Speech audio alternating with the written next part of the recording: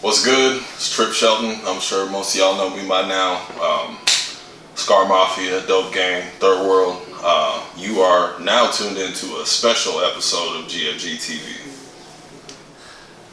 First, we want to say thank you for sitting down with us, Tripp. We appreciate your time. Absolutely, man. I will do this with y'all anytime, man. That's love. And that we have to announce to y'all, which is an album breakdown for your most recent release, Jan's Boy. Yep. That was released about a month ago, right at the moment, right? I think we're sitting around a 30-day mark. Yeah, 30, 40 days, yeah. Okay. We are going to dive in today and go song by song and break this down, ask a little bit about how we feel, and then get your side of the story on how Jan's Boy went. Alright, let's get into it. Jan's Boy, let me start with, I played the album probably about 5 or 6 times since its release, you know what I'm saying? And after the first time I played it, I hollered at you immediately, and I said that I felt like it was a Des Moines version of the Book of Ryan from Royce da 5'9". Hey, that's a heavy compliment, because Royce is like, that's somebody I really, really fuck with heavy. Man. That was like in your 5, I believe. Yeah. Yeah, 5. Royce was in his 5. Yeah. Hey, that took me right there for that, you know what I'm saying? Before we get too far into this and we start to break down the actual track list, I wanted to start with, where was your mindset going in to this album? Okay, so I hadn't had an official release since like, I don't know, 2016 probably. I think I dropped the 10th inning, which was just kind of a collection of like stuff off the cutting room floor, you know what I'm saying? But That's just on Bandcamp. yeah. I knew that I still wanted to make music, but I didn't want to do the same old shit, you know what I'm saying? So I just wanted to do something conceptual, and so I came up with this idea that I wanted to tell the parts of my life that hadn't been told in most of my music. So I had always, kind of started my origin in my music from like the time I was maybe, 19, 20, 21, getting in the music game and, starting to have kids and stuff. So I figured maybe people would want to know the whole backstory, like how I became who I am and my childhood and everything. So I wrote an album about it. I don't think you missed a single fucking detail, nigga. It's crazy though, because when you're trying to tell your life story in, I don't know how long it is, probably 50, 55 minutes or 60 or so, you still sit down and you're like, damn, like I should have told this story, or I should have talked about this thing that happened. So I still feel like there's so much left out. But considering the time that you have to work with, I felt like I painted a pretty good picture. I feel like it was an emotional roller coaster. It's listening to music, especially when you have, your bar out albums, as you call them. Yeah. I rock with, but some of like the Dead Flowers stuff and the stuff that I felt like had like a lot of like pain in it, There was a lot of pain that came out during those.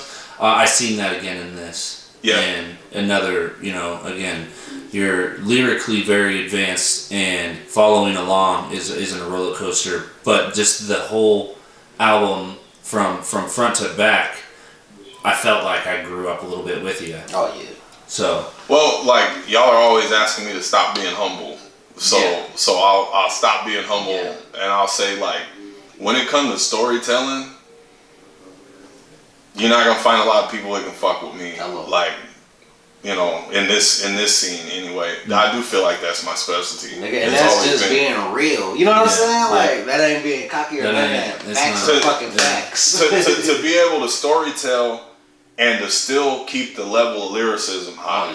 You know what I'm saying? Because you can't just have the lyricism at 100 when you're telling stories, because you got to stick to a topic. You can't grab any word out of the fucking atmosphere. No. You have to stick to the topic. Yeah. And I was explaining this part to someone else, like, you're telling a true story, but the small details don't matter so much. Like, if you're telling a story and you were drinking a Coke, but a Sprite rhymes better, then it's a Sprite in the story. That's not lying. That's not fabricating. That's just it's an unimportant detail to the story. Exactly. So you flip those for the sake of lyricism. We call it embellishment. Yeah, you know what I'm saying. But it's just harder to stick to to subject matter and keep the lyricism high. Okay. That's something I feel like I'm good at. Very Very so. good. So let's just get into the track listing, man. I'm gonna go track by track. I'll list the first one, and then the second one you give your thoughts. So on the first one, I'll give my thought first, and we'll just go back and forth with our thoughts, and then you come in lastly and tell us what it is. All right. So first record, Love and Street Ball. Yep. For me, instantly sounds like, you know what I'm saying, the Mac or Superfly is mobbing in a 1974 Lincoln, slapping that shit, you know what I'm saying, with an afro pick, you know what I'm saying, cherry incense burning, you know what I'm saying, bell bottoms on and shit, you know what I'm saying. I feel that shit right there, like a straight out of blaxploitation film. Yo, so like that's another one of those small embellishments. Like my parents did not meet at that basketball game. But Yeah. my mom already knew who my dad was. Everybody knew who my dad was. You know what I'm saying? My mom was a kind of eclectic, artsy, you know, kind of woman, notorious for the graffiti work around town. You know what I'm saying? She had some things that were still standing up to, you know, 5-6 years ago that she had sprayed back in the 70s. You know what I'm saying? My dad was like one of them dudes, like, he got light skin energy, man. Like, yeah, my dad looked And we like, feel that on the album. my dad looked like a 6'5" iced tea, and he got the light skin energy. But that basketball game that I'm describing that's going on there, that's a real thing that happened. I'm told that in about 1979 or 80, the University of Iowa basketball team was in town for some reason. The only reason I can think of is because they had Bobby Hansen was on the team, and he's from Des Moines. Yeah. He ended up playing for the Bulls and all that. They came over to King Park on the east side. They're starting five and got handled by my dad and his homeboys. Like that's a story. There's a nigga that I work with that was one of my dad's close friends, and he tells the story all the time. Like they pulled up to King Park and got dealt with. A team that was in the NCAA tournament got dealt with by a bunch of losers who was putting their cigarette out and going out on the court and putting in work. Like they got handled. What's your thoughts on the record? The first thing you stated that I felt like it was like an 80s track. Like as soon as it kicked on, I was like, I literally am in like a Rivera, like chilled out. Like, you know what I mean? There's people on the street, like there's that, you know, the city's bustling, like, you know, like more, like today you don't get that, you know, people aren't outside like they used to. That's like, real. The bustling of the city, but like the inner streets, you know what I mean? It was a ride for me all the way back to, I want to say like an 88. Like I felt like I was sitting in an 88 in Rivera. Yeah, man. I mean, my dad had a silver Riviera that's legend. And when I'm talking about that seafoam jumpsuit, I have that motherfucker. It's in my closet now. I wore it for Halloween. I have that jumpsuit. I own it. I'll send y'all a picture of me. Why Halloween, fam? Because I'm not no flashy nigga like that. I'm not that type, man. Yeah. I'm low key. I'm a t-shirt and jeans type of nigga, but I own that. I have that jumpsuit in my closet right now. That's funny, man. March of '82. The only thing, I ain't gonna say the only thing, but the main thing specifically that hit me in that record was the line that the sneezed in my face line. Was that real? Yeah, that actually happened. Yeah. Wow. I mean, obviously it's not intentional. Yeah, but my mom how said, you tell the story? It's like, my mom said that's not a good start. My mom said the first time the doctor handed me to my dad sneezed on me. Immediately. Man. That was the kind of start we was off to. That's what hit me, dog. I don't know if you noticed or not, but that little transition between the two verses, that is actually my grandma playing the piano. That was a clip of her playing. Whoa. She passed about 4 years ago she was almost 100. Holy shit. It's like 6 months short of 100.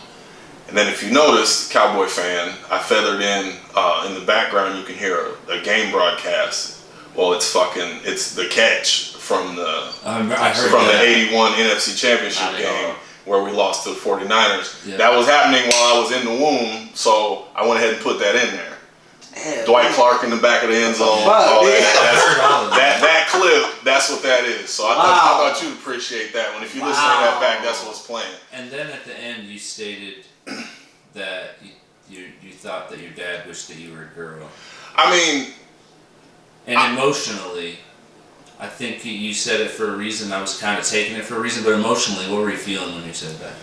Like, I guess I didn't mean literally that maybe he wished I was a girl, but I always felt like there was some kind of disconnect, and there was something that he wanted me to be that I wasn't. You know what I'm saying? Mm-hmm. And I've spent my entire life trying to figure it out. I mean, I'm on year 41 going around this planet, and I still, can't figure that out. Yeah. You know what? I'll say what I was gonna say for when we get to King Carl, because it makes more sense to do it there. Right. So. Cleveland Ave. Your thoughts? You really speak about losing your how did you say it? Your not necessarily your childhood, but your kind of losing my innocence. Your innocence. There you go. You really dive into the fact that that's where you were supposed to be being a kid, but your kid, that side got taken away from you. Yep. How do you feel about looking back at that? How do you feel that directed you? Like, well, first, I want to, contextualize. I had a fantastic childhood, man. Yeah. And like when I think about my childhood, I really think of two things. I think of laying on the living room floor at my grandparents' house, watching that big wooden box TV, and watching baseball with my grandfather. Like, I think about that. Like, that's the place I go when life is fucking me up. Like, I transport my consciousness to that floor. Like, that's my peace. That's the happiest, the pinnacle of happiness in my life. You know what I'm saying? And the other thing that is the most fond memory to me is just walking around, Cleveland Ave and that little grid, and going to round up my friends, and we riding bikes and we playing ball in the churchyard and riding too fucking farther than we supposed to be, and getting into shit. Like, I ain't really been happy in my whole adult life, and not even my teenage life, dog, but my childhood was so fucking beautiful on Cleveland Ave. Yeah. But the flip side of that is, like, that block was kind of getting live. Like, we saw a lot of shit. Yeah, you spoke about going from blackjacks to gunshots, in a sense, in one bar that you stated. Yeah, like saying that it sounded like a pack of black cats, but it was actually somebody was getting shot up on the corner of like the Wolf and Washington, and I remember me and my homeboy running up there just out of curiosity, and like I wish we hadn't run up there, because like I was probably 9, and that was like the first time seeing death. Like, and like I said in the song, what we saw when we arrived is not like the movies. Like, there ain't no little hole in the head. It's brains all over the pavement, and like for death to become real to you at that age, I wouldn't wish that on nobody. And it wasn't nobody I knew that was lying up there dead, but to begin the process of desensitizing yourself to death at that age, like, I wish I hadn't run up there that day. You know what I mean? Is that the same record where you was talking about the magazine? The lady showed y'all the magazine? Yeah, man. That really happened? Yeah, and touched y'all? I'm glad that you feel comfortable enough to ask me shit like that, because I don't give a fuck. Like, right. I'm raw and real. Let's talk about it. And like and I'm not in any way downplaying the things that women go through in life. I have 6 daughters, bruh. They go through all sorts of shit as far as like being harassed and bothered by men and shit. Like, I'm totally sensitive to that. But nobody gives a fuck about or protects little boys. And most males, their first sexual contact is some sort of statutory or molestation type of event. You know what I'm saying? We had a girl that moved to our neighborhood when I was 8 or 9. She was probably 14, 15. You know what I'm saying? And we used to go to, and we never knew the name of the park, but there's a park right there on the corner of DeWolf and Cleveland, between DeWolf and 19th. Right. And I don't know who the fuck designed this slide, but it's a fucking rape trap. Like, no, bro, like it was a slide that went up, and underneath it was like a box with like 3.5 walls on it. And just like a half opening where you could go in there, and it was like it's like a fucking rape den. Like, who the fuck designed this thing? You know what I'm saying? They ain't gonna never get out this one. Right. But like that little girl would come up there, and she'd have this little play purse or whatever. Yeah. And she'd have all these, you know, nasty magazines in it and shit. And she'd take us under the slide, and I remember she'd be showing us little pictures and shit, and. You know, you like that? You know, do you like that? Is that something you want to do?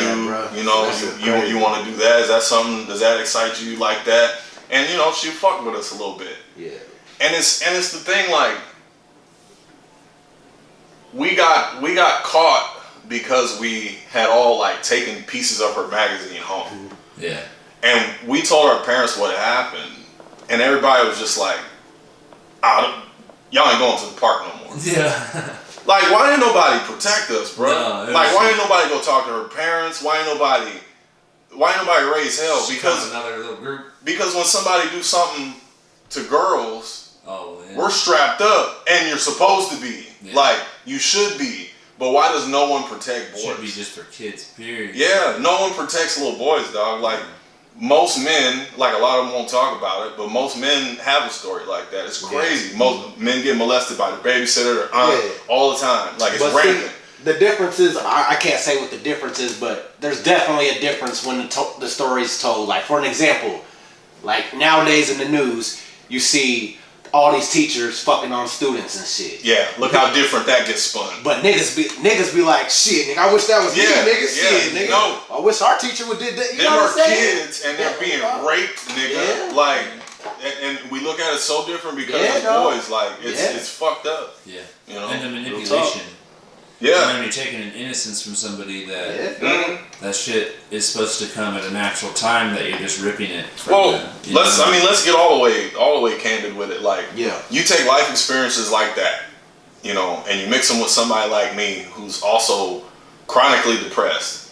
Like, you end up 35, 40 with sexual expectations that are fucking ridiculous, dog. Yeah. Like, I'm into all kind of shit that, like, I'm so past being able to have a fucking regular sexual relationship. Like, the shit got to be crazy for me to want to be involved in it. You know what I'm saying? Right. It shouldn't be like that. But look where I started from. Like, 9 fucking years old. You know what I'm saying? Like, I got the jump start. I was in the sex game 10 years before I was supposed to be. Absolutely. So it take more and more and more to even make me want to get to it anymore. You know what I'm saying? Mm-hmm. So I'll finish with on Cleveland Ave. To me, I would say overall, it's like an East Side anthem. Yep. If I was from the East Side, it would definitely make me feel proud to be from Cleveland Avenue. You know what I'm saying? In a sense, a line that resonated with me was the Special Cigarettes line. Yeah. Because I literally asked my father the exact same thing. Oh God, literally asked him that exact same line. Yep. And he was like, shit, I don't remember what he said, but it was something like that. Yeah. And that stuck out heavy to me. I was like, wow, man, shit. Yeah. Something about these light-skinned niggas, dog. On everything. So I love that record. That was one of my favorites. Moving on to Mr. Shelton. Yep. I'll start with saying I love the storytelling on that specific record, man. And I'll leave it at there for me. Yeah, the how you described, and I don't remember the football player that you said, but that line, I'll maybe putting this in there, you know what I mean? When you started to describe how, like, when your grandfather played football, you know, before there was even stars in football, you know, he was a star. Leather helmets. Yeah, like, that was, I literally felt like I was watching a damn movie, you know what I mean? I felt like I was sitting down. The whole album does that, dog. The whole album like that. Yeah, it literally is. It's and from somebody that is obsessed with visuals, I'm just like, this dude needs to freaking hire me to put a video to every fucking one. Well, we're gonna talk about that. I I cannot say enough about my granddad, and it's gonna take everything in me to not get emotional when I talk about this man, because like he was my entire fucking world, dude. Like I didn't make it past this track without taking a break. This song is one of the reasons that that this album took so long to come out. Wow. Because it doesn't take me long to like actually write songs, you know what I'm saying? It's just that my time to sit down and do it is so scarce and far between. But like when I was trying to write this song about him, it just got too heavy. Like, I don't know if y'all have ever done like a full emotional project. Like when you're doing a really personal like song, it does touch you and shit. But I'm talking about 14 tracks of just all your personal shit. Pouring yourself out. It was such a soul drain. Like I had to tell Vern and Joe, I was like, hey man, this thing's got me burned out. Emotionally, I need to recharge. And I stepped away from the project for like 4 to 6 months or something. Holy shit. But I think that, I mean, he probably would have done it anyway because that's what's in his soul. But I think that my granddad understood that my dad really wasn't into being a father, and he took that role on 100%, you know. Is your granddad and dad still alive? No, my granddad died in 03. Your pop still here? Yeah, he's still here. Okay. Like all the practices, all the extra practices, all the taking me somewhere to throw me batting practice before my game, all the preparation, the talk, everything was always my granddad, you know what I'm saying? And he knew so much about sports and life, and he knew how to present things to me in a way where he could take something that I maybe wouldn't care about and make me interested in it, you know what I mean? So you probably got it off him. He's probably the reason you're a sports encyclopedia. Oh my God, yes. And he was, bruh. Sports from like the 40s through the 70s, this man could tell you anything. You know what I'm saying? It was crazy. That's tight. And he was just like, he's everything I want to be, because he was all manners, all polite, all the time. But you knew not to fuck with him. He'll walk on your ass if he had to. Yep. And no one really saw him get to that, really. Yeah. At least not in my lifetime. Absolutely. I'm sure he did a lot of it at some point. Yeah. You know what I'm saying? That's how you get the rep. Right. But I mean, you know, this a 6'3", 230, 240 pound dude, even in his 60s before he got sick. Like, light skin? No, about like me. About like me. Okay. But the nicest guy ever, but everybody knew, like, nah, don't fuck with that man. And why would you? Because he's the nicest fucking guy, you know. But I don't know. I miss that man so much. He died when I was 21, and I think a lot of the wrong turns that I made may not have been wrong turns if I'd still had him around for the guidance, because I could have gone to him with anything, you know. Just he's a great man, and when people would ask me like what I wanted to be when I grew up, when I was a kid, I really would say like I just want to be like my granddad, and I can't wait until my kids have kids, because they have to call me granddad. Don't call me nothing else. Right. Like I want to finally be him. You know what I mean? Right. That's tight, nigga. That's tight. Get me goosebumps. Shit, man. Moving on. Me and Mama. Mm-hmm. How you feel about it?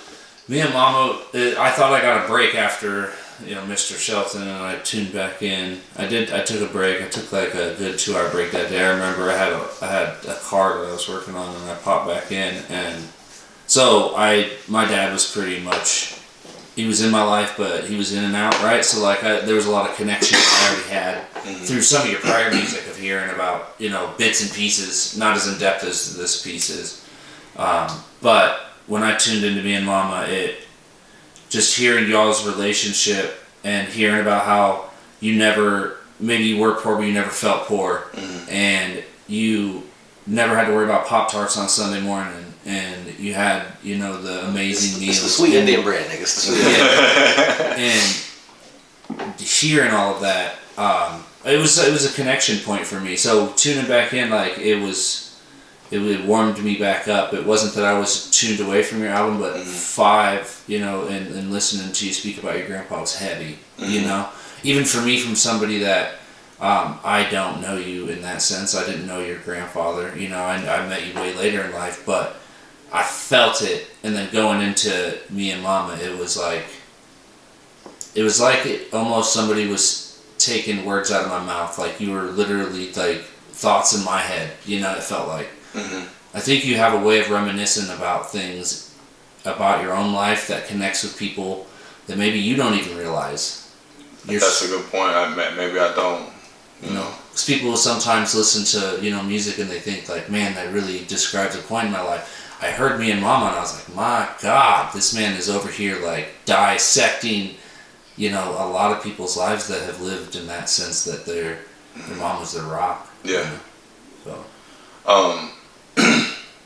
I tell my mom all the time, and this is no slight to my sister at all, but some of the best times I remember was when it was just me and her, because it felt like we was just homies, like we was just kicking it. And that doesn't mean like she wouldn't discipline me when it was necessary or anything, but I don't know, my mom just kind of did what women don't do quite as often anymore, and she really just was like, well, these are the cards I'm dealt.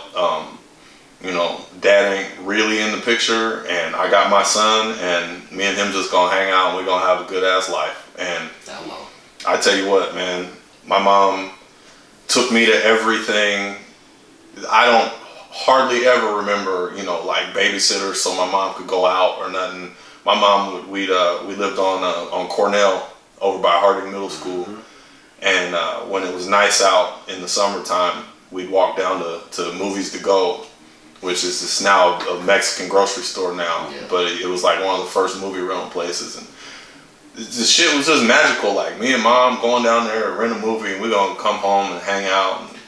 And it was just really dope, man. Isn't it crazy how it's just so easy to please a child, dog? They're so grateful, dog. All you gotta do is fucking like them. That's it. Like, you just gotta like them. Yeah. Kids are fun as fuck to hang out with. Like, I do the same shit with I love my kids. It's fun. Yeah. It's not like an obligation to me. Them are like my favorite fucking people. I don't want to hang It's out not hard. Like, why are niggas so have so much angst about kids? Like, kids are fucking fun. All they want is a little piece of you, and they're happy. They just want to show. They just want to know you care, man. Yeah. They want to know you give a fuck about what they got going on. Yeah.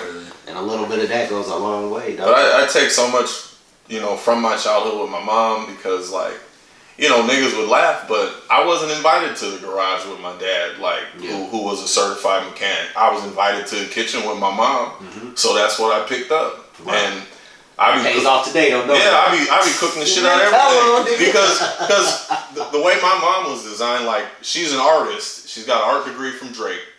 And she would apply that to food. Like, we'd be at a restaurant or we'd be watching TV, and she'd be like, I can make that, and I can make it better. And we go to the store, we'll go get the shit, and mom make it better. Hell no. Like, I remember eating shark when I was like 10, bro. Like, my mom found shark somewhere and was like, I think I know how to make shark. And it was fire. Like, but that's, and that's another thing I get from my mom. Hey, that's another thing I get from my mom, though. Like, when I'm trying to cut corners and save expenses, food is the last thing that's getting sacrificed. We are gonna eat good. Like, we'll shut the cable off. We'll do whatever we gotta do. We are going to eat good, and we're gonna enjoy what the fuck we're eating. You know what I mean? That's another thing I got from my mom. We did not eat like we was poor. If we was poor, we didn't eat like it. Right. You know? That's awesome. And for more of that, we're gonna tune back in for episode 2.